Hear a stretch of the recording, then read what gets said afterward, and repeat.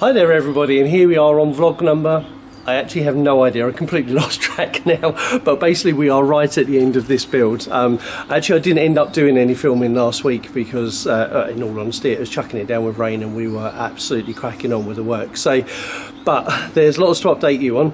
So we are into our final, I'm going to say 4 days, but technically it's 3.5 days because we need to do a half-day sign-off at the end, but that's it, we will then be complete. So I'm currently stood in the, what we're calling the second enclosure, and it's actually complete in here. So obviously we're in here from the back of the enclosure, you can see the public windows over the front there.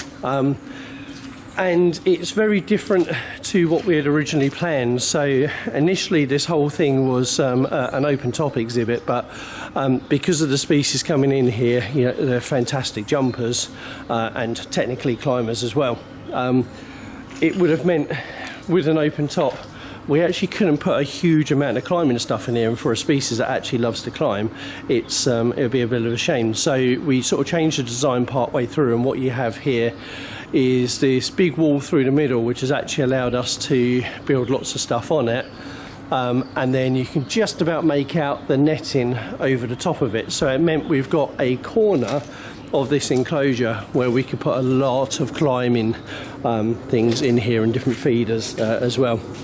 So basically we actually have to keep 3 meters jumping distance away from the fence. So everything that we put in here, we've made sure we've measured there's at least 3 meters from each point up to the top of the fence line. So I'll start off around here. So you'll notice that this side is relatively bare, and basically we wanted to keep everything, you know, sort of very, very distinct areas. So we've basically sort of mentioned to the guys that work here that this whole space can actually have a whole load of like logs and things put on the ground, so it becomes more of an area where they can go in, they can dig around in and things. And of course, you know, once spring hits, this will all hopefully turn into lovely grass as well. It's a bit of a mud pit at the moment.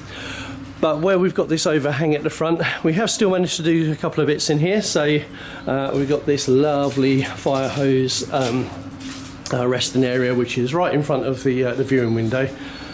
And we got these feeders as well. We've done these feeders in other places, and basically they're on these swivels. So the idea is that food can be put in here, and then obviously when they're actually using it, it will turn around. And there's a couple of little sort of resting areas underneath this this shelter, but not too many on this side. We've got a little keeper cut through here, so you don't have to go all the way around the wall. Look at this, it's an utter bog. It'll be lovely when it all comes back into grass, but once again, lots and lots of amazing climbing structures, walkways and things over here. We've also, at the very front of the enclosure, put this little cubby hole, so you can see from the height of this, it gives you a little bit of an idea of the kind of species that might be in here. And then once again, we've got feeders at the front. I love this. This is like a cool little area where they can sort of just come and tuck themselves away in. And we sort of tried to make sure that there's little dens and things kicking about. There's also a couple of these feeders kicking about. I'm not going to go into it just at the moment, but have a little look at a previous video time lapse that we posted up, which will show you exactly how they work. Yeah, say little cubby holes here. Basically, essentially lots of little areas where they can get away in. Another little feeder there. They can get away into, you know, out of the wind and the rain if they want to. And then say these sort of walkways which then link up between everything. So it's funny, it was it didn't seem like such a major design choice, but obviously, you know, having to chuck in this whole wall, get it all braced up, make sure it's strong enough for the netting to go across it. It's quite a major change to it, but it's made such a big difference in what can actually be in this space. But yeah, I love this wall. And actually when the sun's shining, this whole wall is just completely bathed in sunlight, so it'd be lovely and warm up there. And this little area here, it's an area where substrate will be put into, so whether it's bark chip or sand, who knows, but be a nice little digging space. And then you can see this chain hanging down. So there's a cable running right across the enclosure, So this is actually a little high wire system, so it's got a pulley on the top there. So it's another way of actually feeding the animals in here. So basically what we tried to do is to build in as many different feeders and climbing structures and areas to be able to get off of the ground. So it looks a bit of a mess at the moment with all of the mud, but this will be lovely once everything comes through. So yeah, I say this side is complete.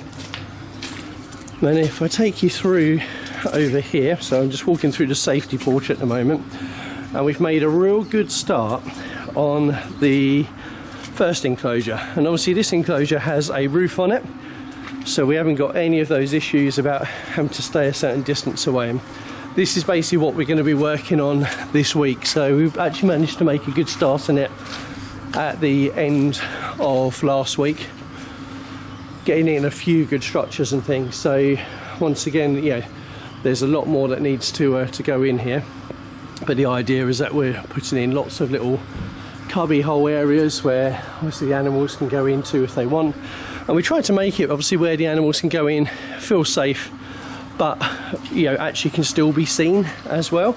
So it's kind of a win-win for both the animals and the people that are watching it. So you can see this one's not finished yet. This is basically the last thing that happened the other day. We've also got a high wire feeder in here as well.